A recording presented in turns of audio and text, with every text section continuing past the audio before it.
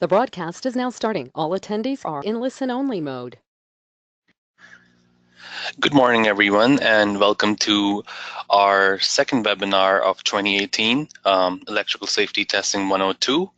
I'm your host, Syed Abidi, and I'll be presenting this webinar today. And let me just quickly introduce you to our rest of our team. Anthony Arroyo will be helping us on any questions, or helping you guys on any questions on the chat line. So we encourage you to put up any questions that you may have during the webinar, and Tony will be able to assist you. Brittany, as usual, is running the show. So any questions on the video, audio, or the presentation itself, if you need a copy, feel free to email Brittany on the following email address, brittany.soha@iconicsusa.com. And once again, please do feel free to put up any questions on our chat line, and they will be addressed as soon as we can. So I think we have enough people. Again, I'm live here from Lake Forest, Illinois. And today's webinar, the learning objectives of today's webinar are, well, we're gonna look at some of the electrical safety tests and try and understand what these tests are meant for and how they're performed.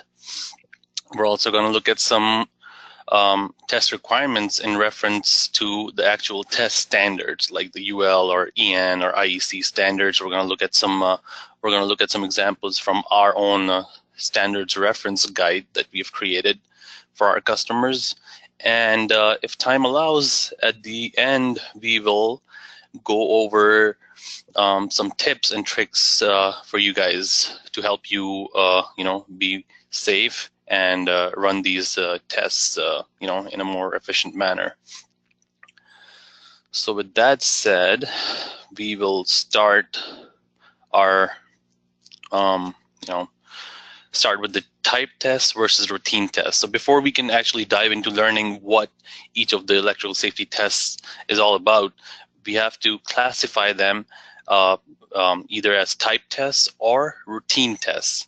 And I'm pretty sure most of you are already aware of this, but it's always good to do a little refresher on these. Type tests are the tests that you, as a manufacturer of any electronic products, will perform during the design phase or the engineering phase of the product. These tests are performed in a lab environment, and it's more testing the design integrity of the product, whereas routine tests, are more commonly known as production line tests, are performed on fully assembled products. Once your design phase is over, you move into production, and things can obviously go wrong in production. There could be operator error, machine error, something may not have been installed properly. So our routine tests are performed on fully assembled product on the assembly line before those products are actually shipped out in the market or be sold to the end user. And again, just a few quick notes on the type tests before we actually start learning about these tests. Conducted at the engineering level on a sample products, conducted by manufacturer and the safety agency. So it's when you're designing a product, you're working with a safety agency, depending on what part of the world you're in. And these tests, you have to coordinate with the safety agency when you're performing the type tests in order to get the necessary compliance and, be able to pass the design phase.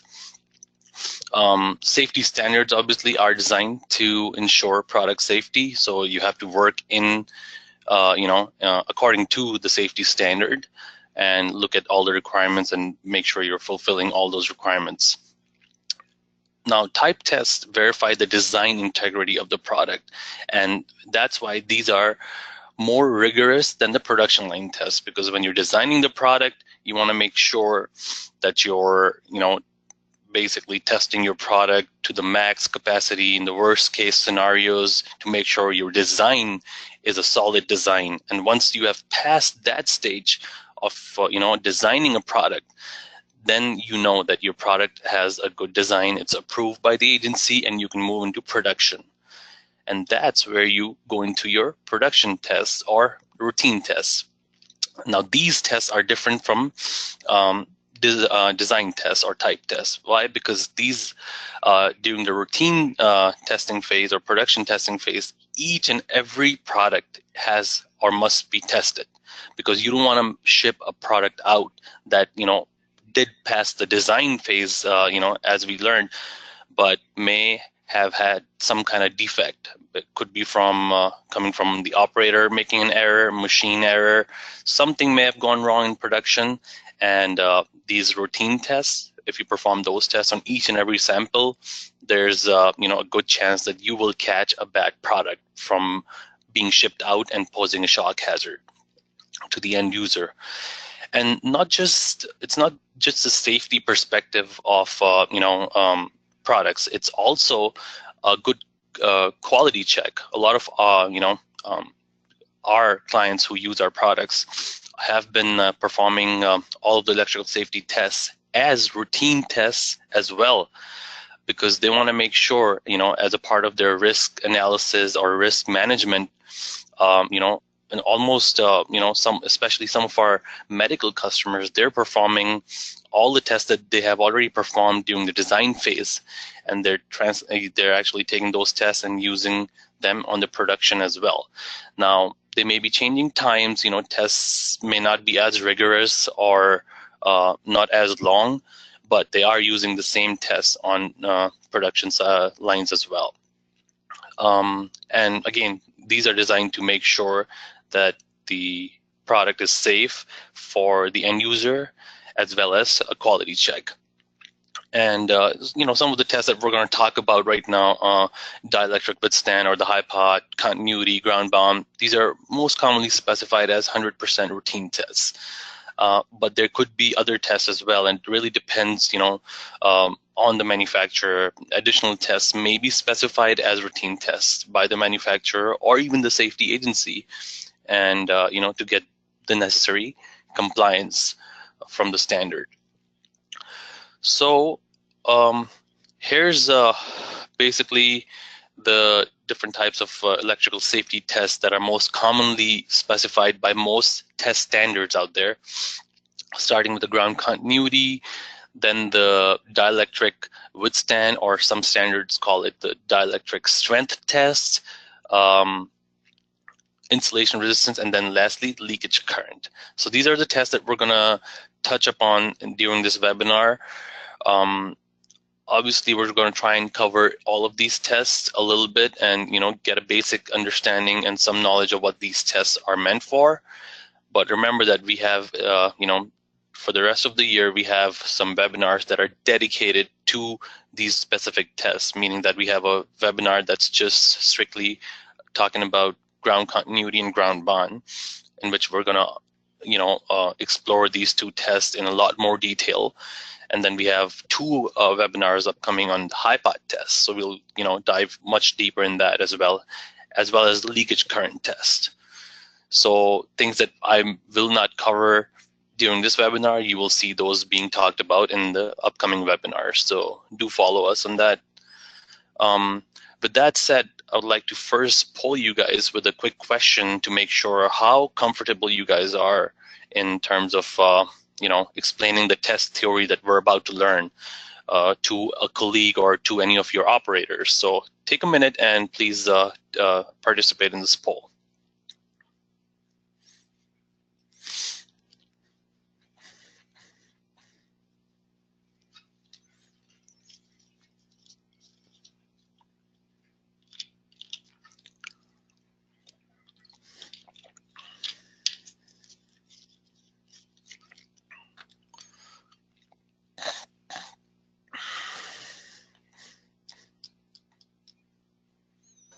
All right, Syed, we have 62% say they're confident, 33% say semi-confident, and 5% are in the right place and said, I have no idea what I'm doing.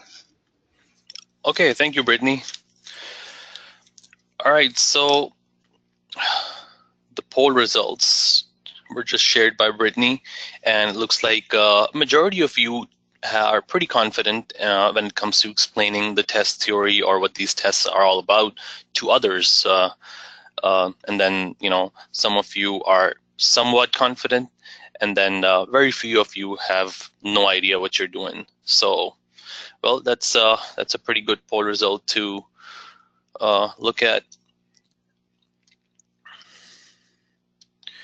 Okay, so let's dive into the actual material here, and we're going to start with the ground continuity test here. Now, hold on a second. Let me see if I can remove this from my screen. All right. The ground continuity test. Now, as the name implies, first of all, it's a test for the ground circuit of a product. Now, if you're testing a product that does not have a ground, this test will not be valid. Now, when you talk about a grounded product, we usually classify different products as class 1 or class 2 products. Now, class 1 products is usually, products that have or incorporate a safety ground circuit. Now, ground circuit is for operator safety as well as the product safety. And class 2 products, they don't have a ground, a safety ground circuit, but they do make up for that by having a reinforced insulation or a dual insulation.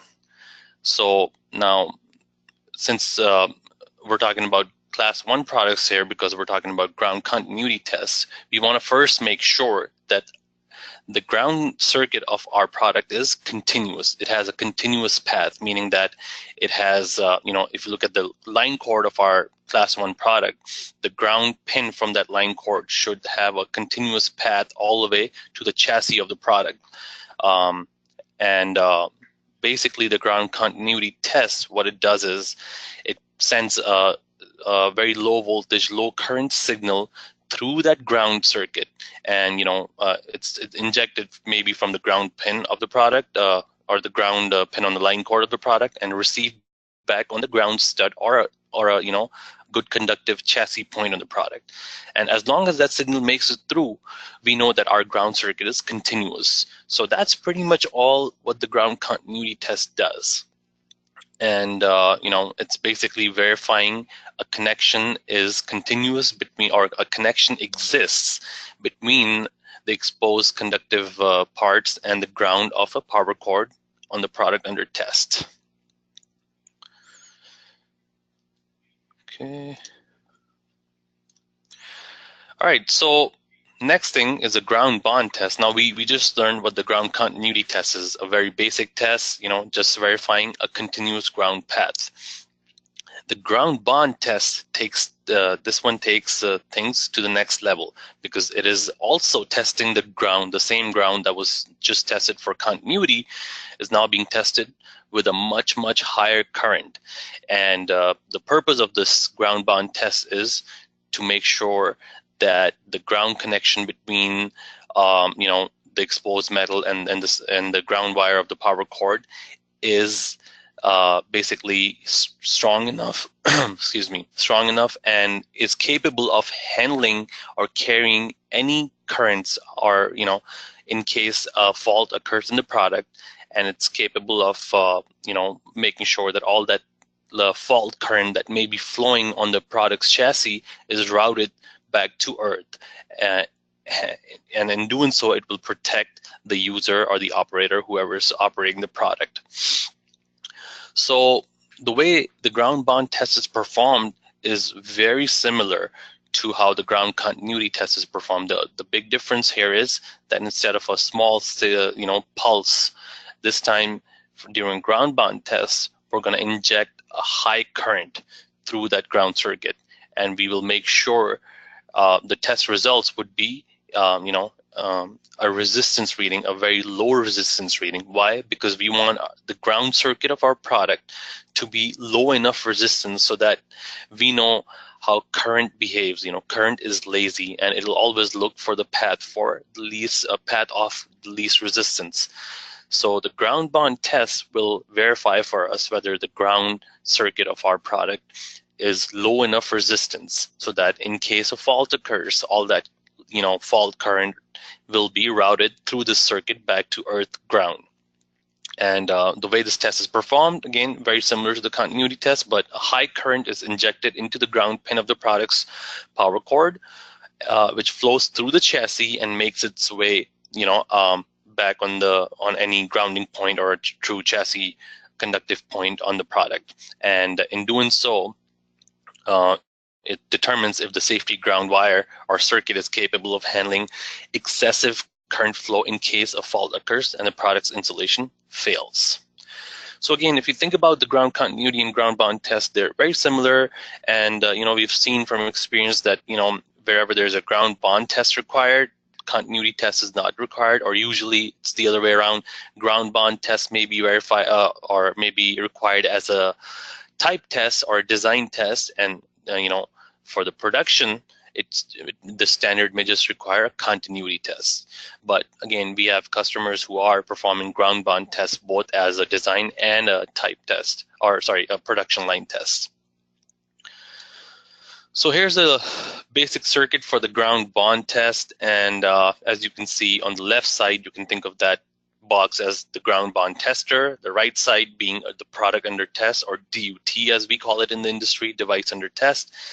The line cord plugs into the adapter box of the ground bond tester. High current is injected, indicated by the dashed green and black line, and it makes its way back into the ground circuit all the way to the chassis. It's measured back at the chassis.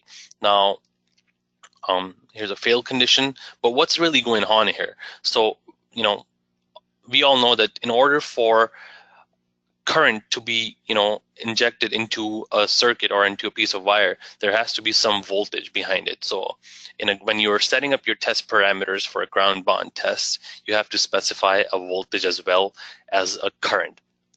So a voltage is usually very low, since ground bond test is a low voltage, high current test. Usually, the test standards, and we look at some of the requirements going forward, but, test standards require, could be 10 amps, 15, 20, 25, 30. It really depends on the product type and the category it falls under. And, you apply a voltage, low voltage between, sometimes it's 8 to 12 volts, not more than 12 volts, for example. And that voltage is the force that's pushing that high current of like whatever, let's say 40 amps, through that ground circuit. And when that happens, there's always a voltage drop across, or not across, or through the ground circuit. You'll see a voltage drop. And that voltage drop is a very minimal or very small value, which is then used by the ground bond tester to calculate back the resistance using the Ohm's law. And which is why we, get a very small number of resistance, and usually in the milliohms range.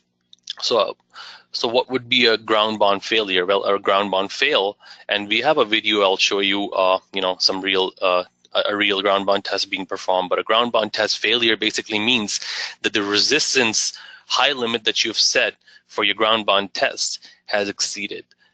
Meaning that, if you set a high limit of 100 milliohms and your ground bond tester measures more than 100, that means something's wrong. Either you didn't perform the test well, you didn't make the connections properly, or it could also indicate that the ground circuit of your product may actually be a higher resistance, and you may need to look back at it and redesign it.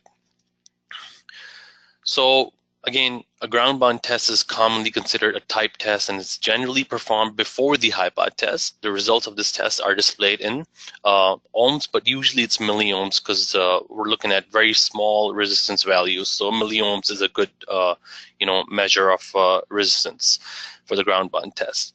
And again, the idea is, or the concept, or the assumption behind this test is that, the ground conductor of a product must have low enough impedance or resistance to handle any fault currents.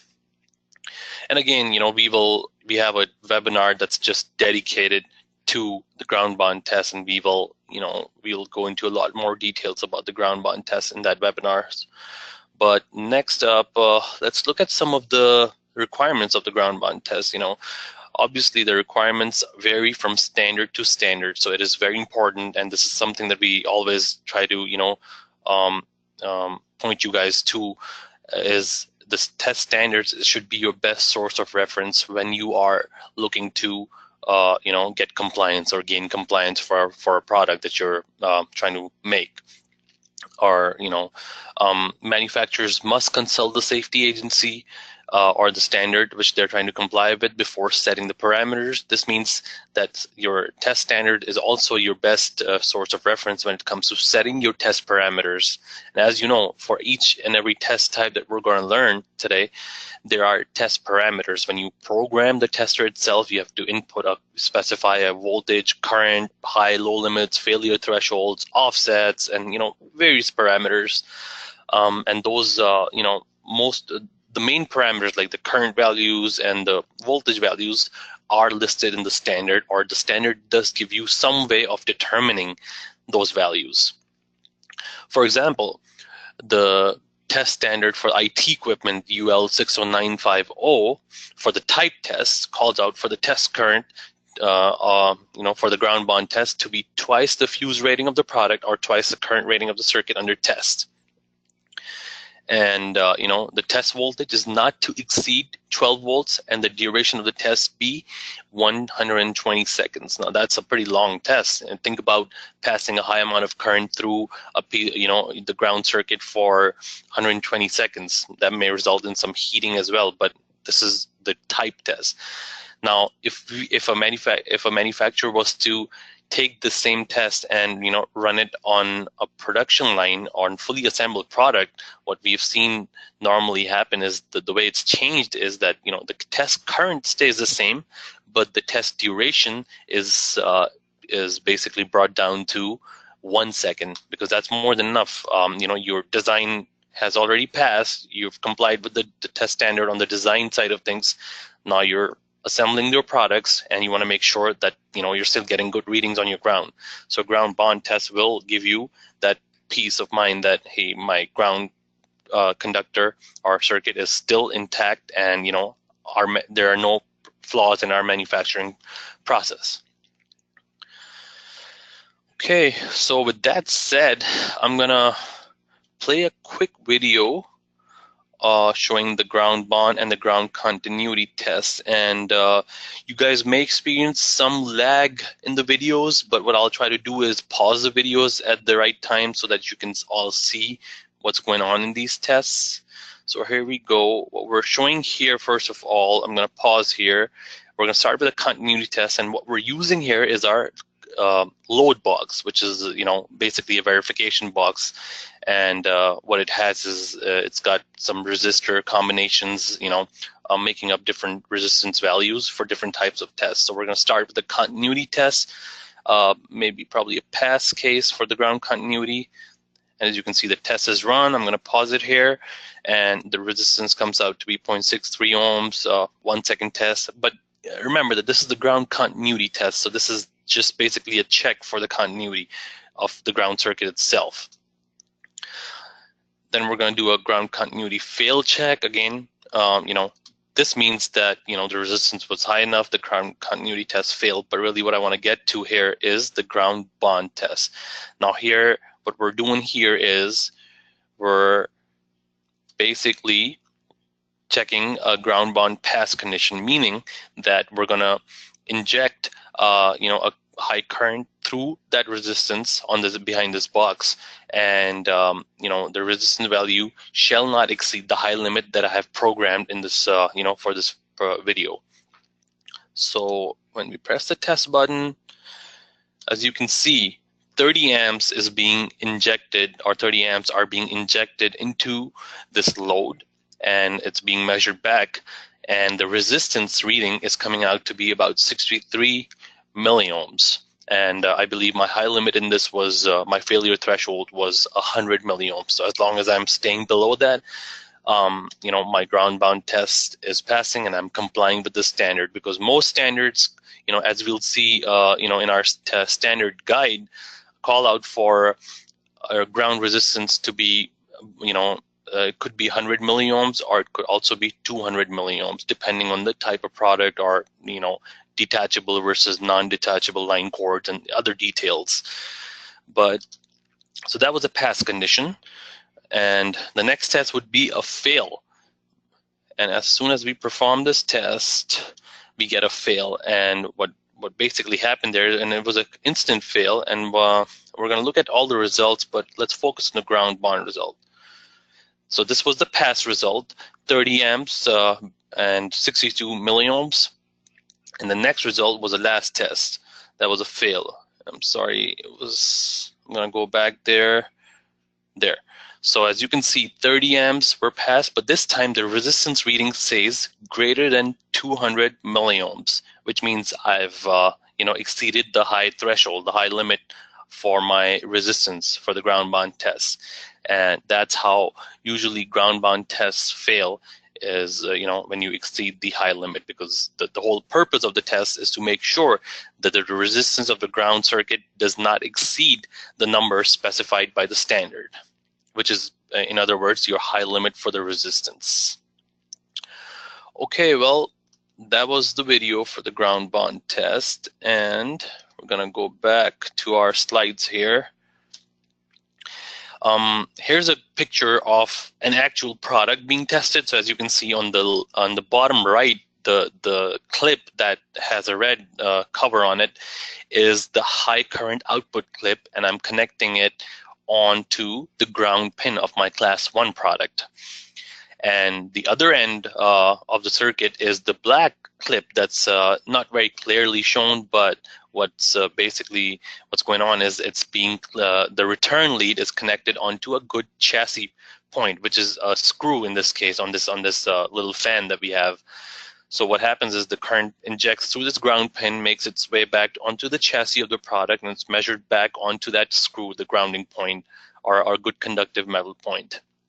So that's basically the whole idea behind the test. You inject high current, measure it back, it results in a voltage drop across the circuit, the ground circuit, and use Ohm's law. Resistance equals voltage divided by current. We know what current we're injecting. It calculates the voltage drop, and you get a resistance measurement for the ground circuit. Okay, that takes us to our next test, and this is basically the most commonly specified test, meaning that if you open up any test standards for electrical safety, you will see that the dielectric withstand test, or also more commonly known as the HIPOT test, is almost always required. Now, we need to understand why is this such an important test and how is it performed. First of all, the dielectric withstand test has many different names, so don't ever get confused when you look at when you're reading the test standard. Some standards I've seen it call voltage withstand tests. Some standards call it dielectric strength tests. Flash test, HIPOT tests are all different names for the same test that we talk about, and we're going to reference here as HIPOT test, which is a short for high potential. So also referred to as a HIPOT test, it is used to determine whether the insulation of a product is able to withstand an overvoltage condition for a period of time without breaking down. Now, what does that really mean? Well, first of all, let's talk about insulation. What is insulation? We know that insulation is what protects currents from flowing to places where it's not supposed to flow. It basically separates your current carrying conductors from non-current carrying conductors. Insulation could be anything. Air is an insulator, as well as things like materials like rubber, plastic, whatever is used, a coating on a wire to make sure we are not touching the actual conductor. That's also insulation. So this means, and now both class 1 and class 2 products have insulation. Class 1 has insulation. Class 2 products they don't have a ground, but they make up for it by having a reinforced or dual layer of insulation. So the dielectric withstand test, or the HIPOT test, is a test meant for all classes of products. Anything that has an insulation, it must be tested. So the idea behind the HiPod test is that, it's really, if you think about it, it's pretty simple. It's dropping a voltage, a known voltage across an insulation barrier, and measuring or reading the resulting leakage current, because we know anytime we drop a voltage across a path or any 2 points, there's going to be a current trying to flow, from the low side to the high side. And in that case, that's what we call the leakage current. So the most common of the HiPod test types is your mains to chassis HiPod, which basically means your current carrying conductors, which are your hot and the neutral, for a single phase product, or your line 1, line 2 for a split phase product, or your line 1, line 2, line 3, or phase A, B, C for a 3-phase product. Those are all your current carrying conductors. So the concept is you apply or drop a voltage across or between the current carrying conductors and the non-current carrying conductors, and everything in between, or separating those, ground and your hots, is insulation. So when you do that, when you drop a high voltage across those 2 points, everything in between is insulation, which is getting stressed by that high voltage, and leakage current is trying to make its way through that insulation, and that's giving us a measure of how good the insulation is. So basically, the HiPod test is a test of the insulation to make sure that the insulation is solid enough and it's allowing very small leakage current to flow through. Most test standards, if you look at the requirements out of the test standards, you'll see something along the lines of no breakdown shall occur. And this is, basically the pass criteria of a HiPod test is no breakdown shall occur. And, a breakdown, it depends on the product. Maybe a product's insulation may not break down even when it may allow a pretty high amount of current to flow, but it may not break down. So, as long as you're not breaking, insulation is not breaking down, you're complying with the standard. But that doesn't mean that, that's the only thing you need to focus on. You also have to look at what current values can harm a human being. We know that about 0.5 milliamps is the, perception level of human beings. That's the minimum current we can feel. Anything in 10 milliamps and above, or even in the 20 milliamp or above range, is could be harmful. So we want to set our high limits and the low limits, of the HiPod test leakage current accordingly, according to those things. Don't just go with what the standard is saying in terms of no breakdown shall occur. Anyways, the HiPod test is a deliberate application of high voltage or high potential between the mains input and any exposed dead metal.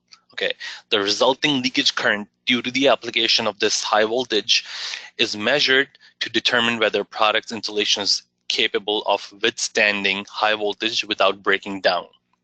Now remember that a good way to look at the HiPod test is a good analogy that we like to use to explain the HiPod test is such that if you're a manufacturer of car windshields and you want to make sure how strong they are, you could either knock on them with your hand, or you could take a hammer and hit it really hard.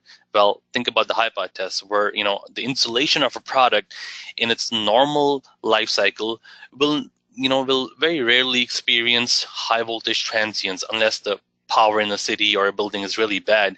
It's very rare to see those high voltage transients. But the concept of the HiPod test is that if the insulation of a product can withstand a relatively high voltage, and when I say relatively high, it could be a basic rule of thumb is twice the voltage rating plus 1,000 volts. So if it can withstand that high of a voltage for a given amount of time, it's safe to assume that during its life cycle, the product's insulation will be able to, protect the user and, will not break down. Because normally in the US, it's 120 volts or 115 volts on the wall outlets. In Europe, it could be the 220 to 240 range.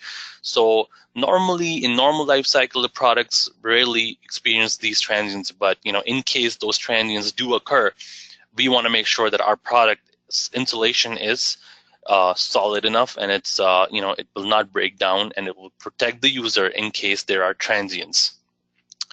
Again, this test verifies that the installation of a product is capable of protecting the user from any leakage currents as a result of an electrical fault within the product. Now, again, the other thing is it's the insulation that's protecting the user from any fault current. So internally, if something breaks loose, for example, in your product, if a hot conductor breaks loose and starts touching the chassis of the product, it's the insulation that they'll try to protect you along with the ground if it's a class 1 product. But for a class 2 product, mostly we see it's double insulation and or reinforced insulation, and to make sure that since there's no ground, no leakage current flows, or very or dangerous leakage currents are prevented from flowing on the chassis of a product. Okay, now as we already touched upon this, the HiPod test can be regarded as a type test or a routine test, or both, depending on various different factors.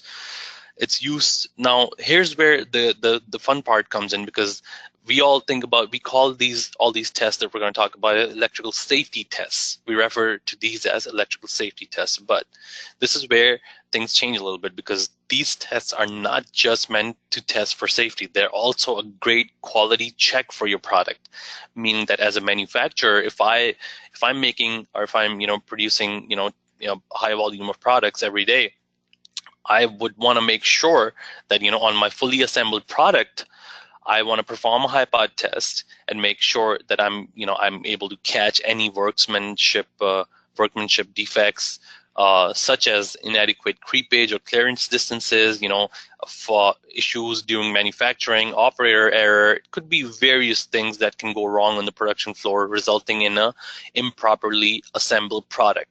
And the HiPod test and the ground mount test, both of these tests are good ways of making sure that the quality of my product that I'm shipping out is up to the mark, and I'm not leaving.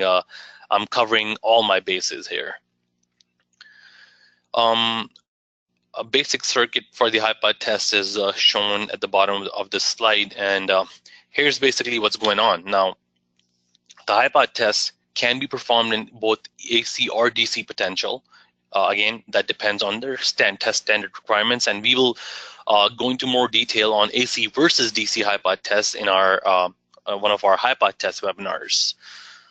But for now, let's just think about what really is going on inside the instrument, inside the device that's being tested for with high voltage. On the left side, we have our HiPod tester. On the right side, we have our device under test. So from the top side, high voltage is applied. That's the high side, and the low side is at the bottom. When the high voltage is output, basically the product acts as a big capacitor. We're basically creating a big capacitor, which is why I have these capacitor symbols on this diagram, because when you're applying a high voltage across an insulation, you're essentially creating a capacitor. Why? Because what is a capacitor? It's a conductor, or it's two conductors separated by insulation or some kind of dielectric material. Okay, and in this case, we're doing the same thing. We're dropping a voltage between two plates, one plate being your HOTS and current carrying conductors, the other plate being your ground. And we're measuring, we're basically stressing everything that's between them, which is our product's insulation. And the resulting leakage current is being measured by the HiPod tester. And, again, the user can set up high and low limit thresholds to make sure that that current is not reaching dangerous levels. There's other features of the HiPod test, that are that we can talk about in our other webinars. But for now, it's important that we get a pretty good idea of what this test is all about and why is it needed. So pass-fail criteria for a HiPod test, again, it's usually the high limits, or it could also be the low limit. Maybe you're probably not even testing your product properly, so the low limit comes in to play here. But Normal high pot failures are usually high limits or breakdowns or shorts. Those are the most common types of high pot failures.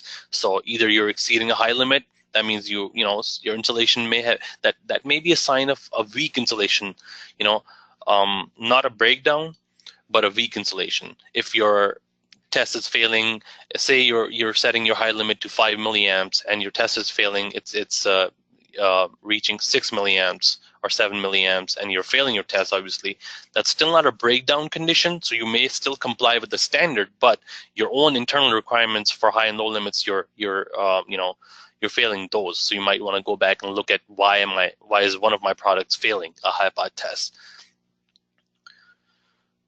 The other condition is obviously a breakdown, which basically means the insulation has ceased to exist and it's basically not even there. It's allowing dangerous amounts of leakage current to flow on the chassis of the product.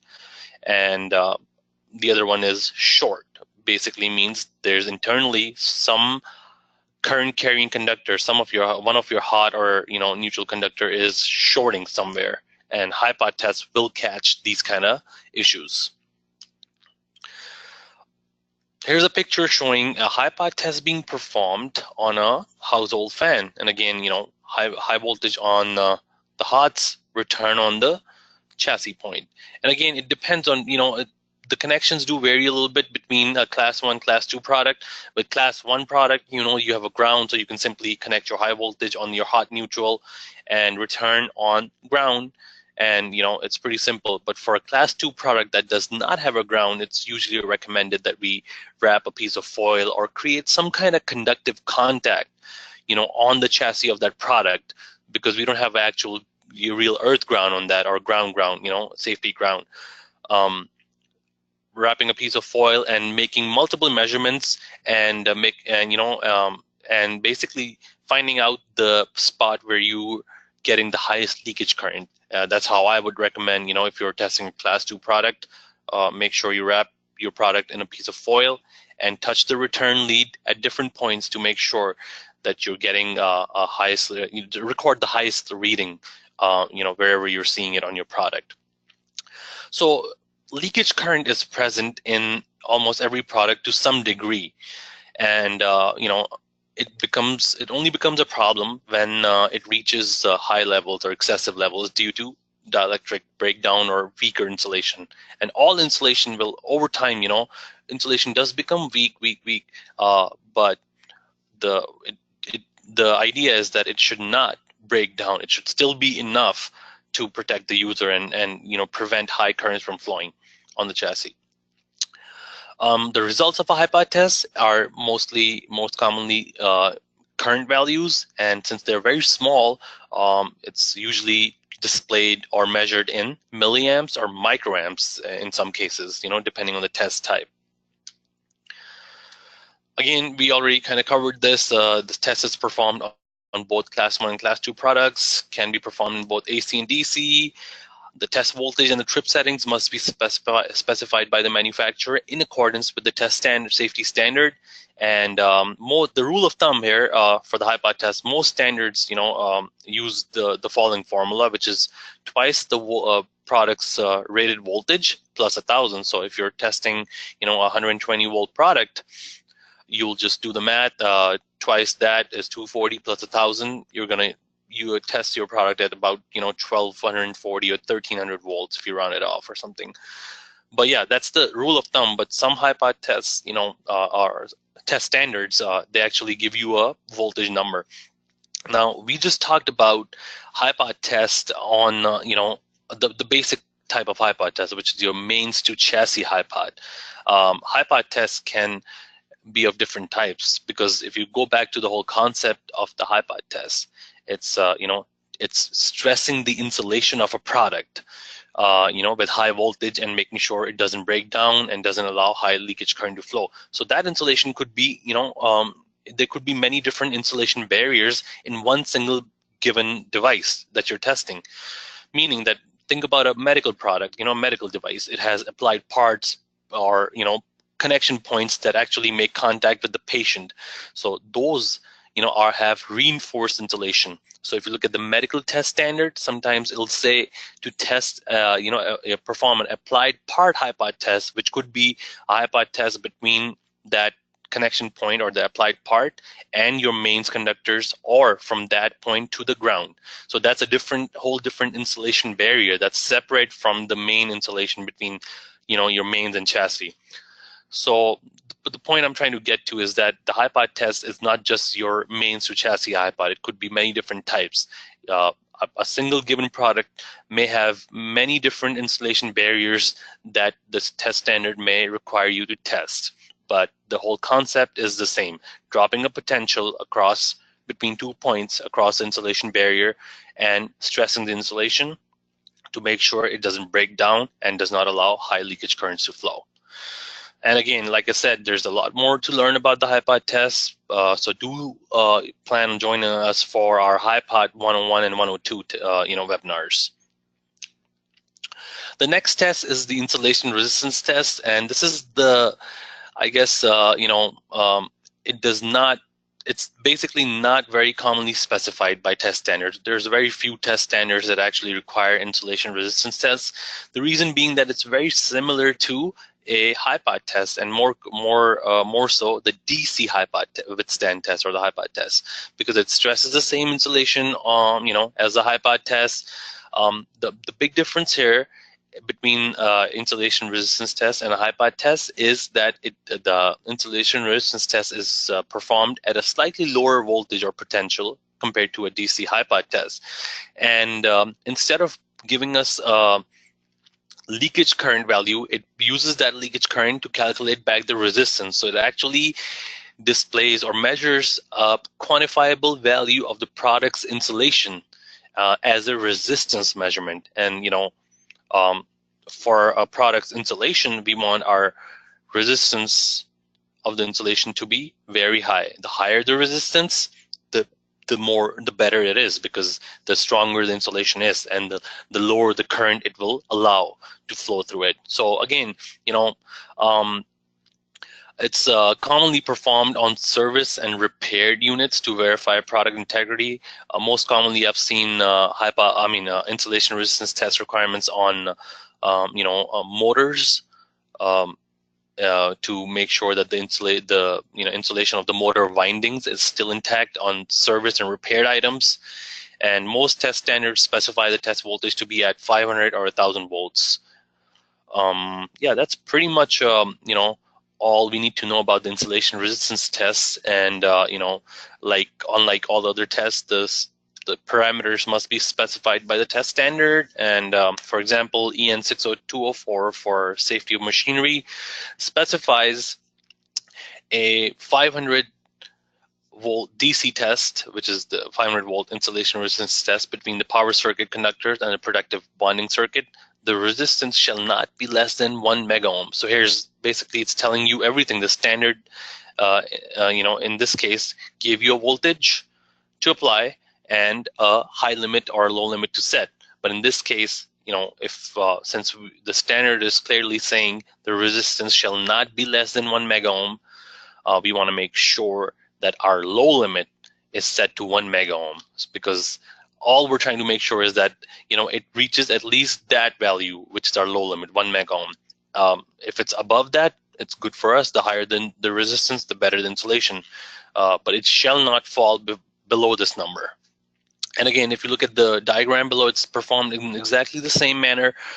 The main current carrying conductors are shorted together, and high voltage is applied between those and your ground, and or the chassis, and the resistance measurement is displayed in mega ohms usually.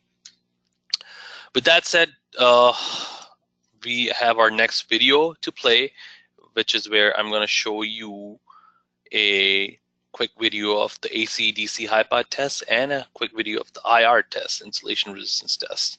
So again, before we start, we're using again the same load box. This time there's a known resistance, on which we're going to drop a potential, and we're going to measure the leakage current. So here's our first AC withstand test. Okay, so what happened here, I just paused the video here to make sure you guys can read the parameters. 1.24 kilovolts of voltage or potential was dropped across a known load, and the total current reading that we got, the leakage current reading, or the current resulting current reading, is 0.609 milliamps, and that resulted in the pass because it probably is below my high limit that I've set. Next test would be my AC high pot fail, and if you watch, my current this time exceeded my high limit, which is and the reading is 10.13. So my high limit was probably set to a much lower number, and that's just a high limit fail, just one type of fail. The next test, very similar to what we just saw, but this is a DC high pot test. Pass condition. This time we applied a potential of 2.12 kilovolts across a known load, and the resulting leakage current measurement was 1.058 milliamps. And it's resulted in a pass because it didn't exceed the high limit threshold.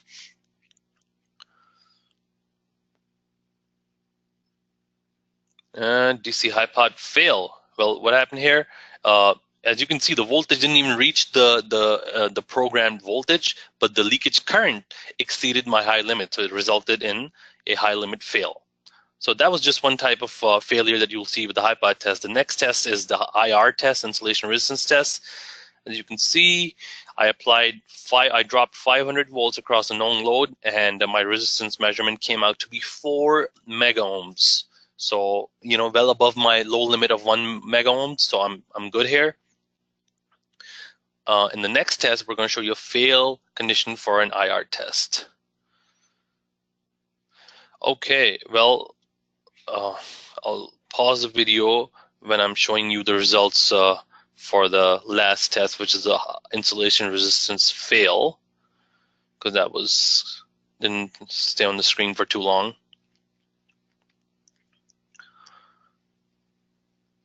All right, right here. So in this case, as you can see, the resistance measurement was much smaller, and that's what resulted in a low limit, because my low limit was set around that number, and it's kind of stayed below that number, which means my insulation resistance test will result in a low limit failure.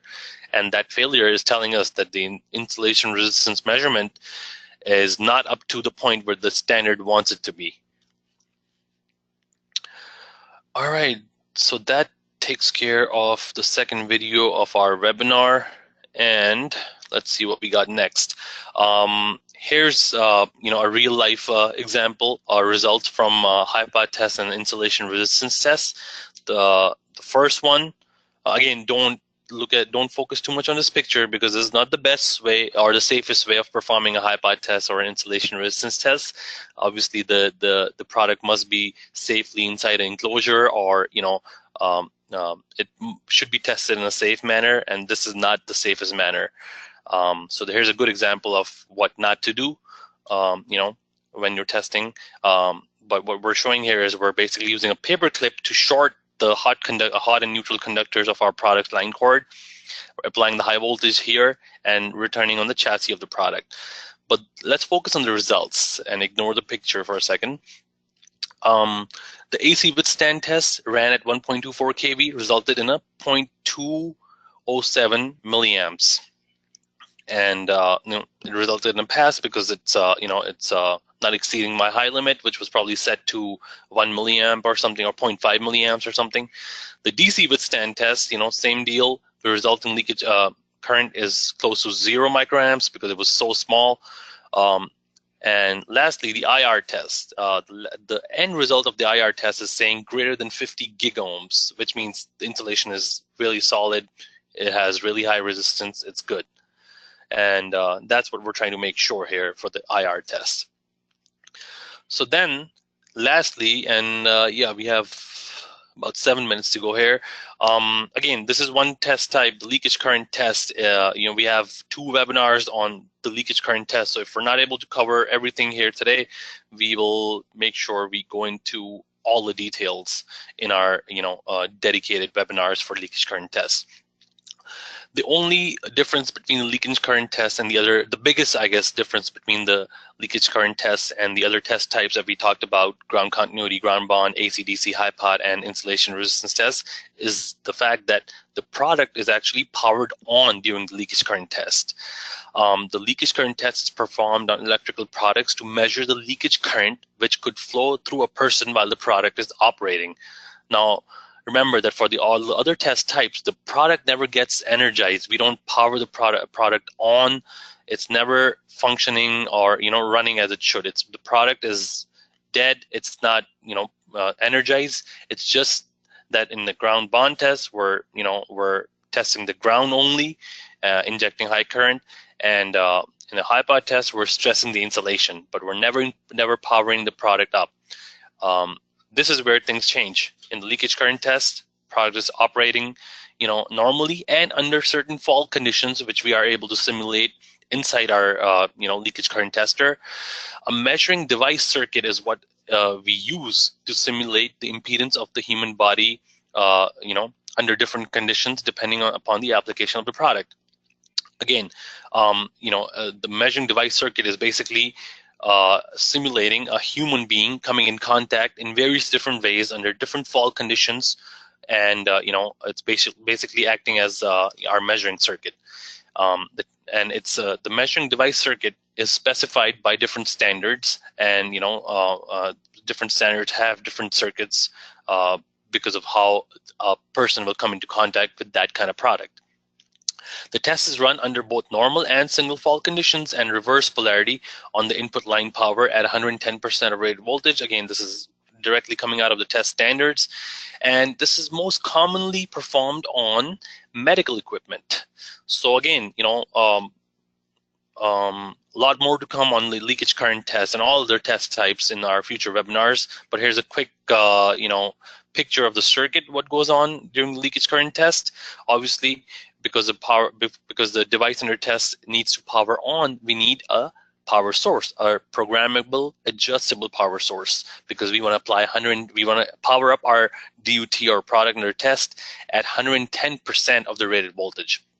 And on the left side, we see the leakage current tester with a few switches, S1, S2, S3. Those are there to simulate those fault conditions, open ground, open neutral, reverse polarity.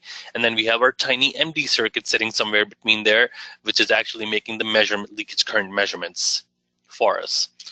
Here's the example of an actual measuring device circuit out of the big medical standard 60601.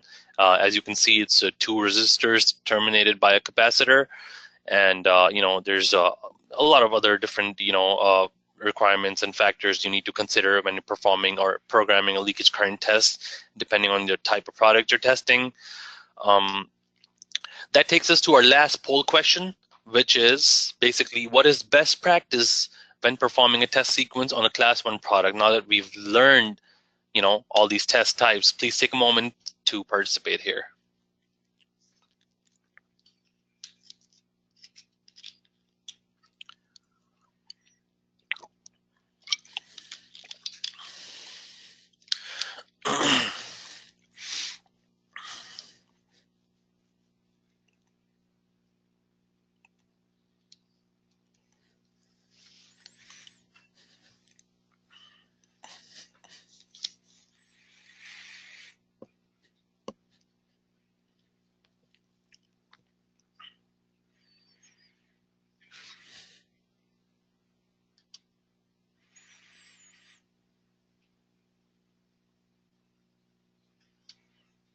All right, Syed, we had 8% say leakage current, ground bond, high pot.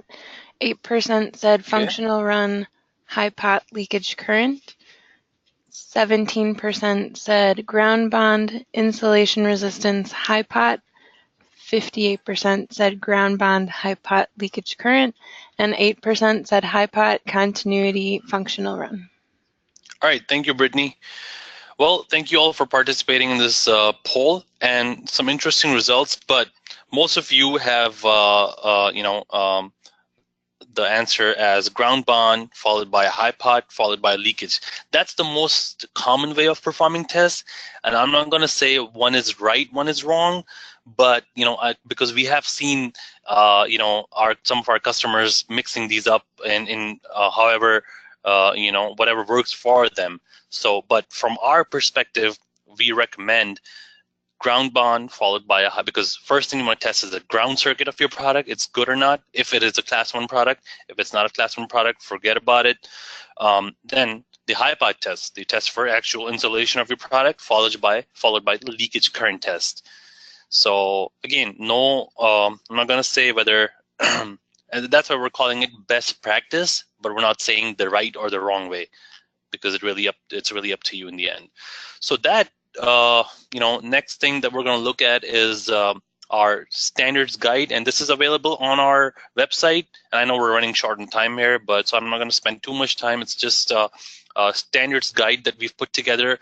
We've basically gotten all the requirements out of main requirements out of all the main commonly used test standards that we run into with our clients, and we've summarized the requirements. And this standard the reference guide is available on our website, so please download a copy for your reference. And then there's a few things that we would tell you to avoid when testing, and most of you are pretty well versed with these type of tests and safety of your operators and yourself, so you guys know what to do, what not to do. Just for a quick example, ESD protection, static protection does not go well with high voltage testing. So never ever ground yourself or wear smog when you're performing a high pot test. In fact, keep yourself isolated from ground. Use a insulation mat and stand on that, or high voltage boots, whatever you can to make yourself isolated from ground. You don't want to be grounded when performing a high pot test, because then you're basically providing a path for the leakage current to flow through you rather than where it should have gone. Some other tips here, and this presentation copy will be available. If you want one, email Brittany or request it on the chat line. Some basic stuff again, don't do this, don't do that, those kind of things here. You guys are pretty familiar with this, and you'll get a chance to take a look at these. Lastly, I want to give you guys some web addresses here for educational resources. ARISafety.com support educational resources. We have a whole library of webinars, archive webinars, white papers, quick start guides, videos, everything that you need to learn and become well versed with electrical safety testing. Our next webinar is on Wednesday, April 11th, 10 a.m. Central US time, on electrical safety testing circuit theory. A very good webinar to attend, to look at the actual circuits and some other things that we haven't covered here. If you guys need any assistance with our on your application, feel free to email us on applications@arisafety.com. We have a team of myself, Anthony, and Bishan.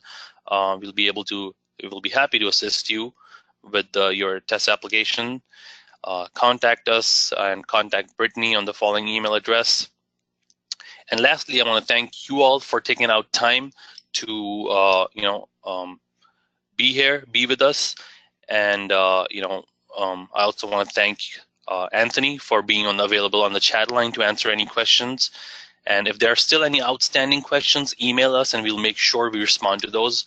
And again, a big thank you to Brittany for organizing these webinars for us and making sure that they run smoothly.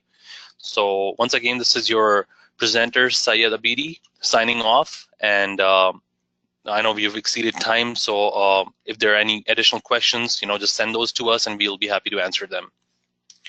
Thank you.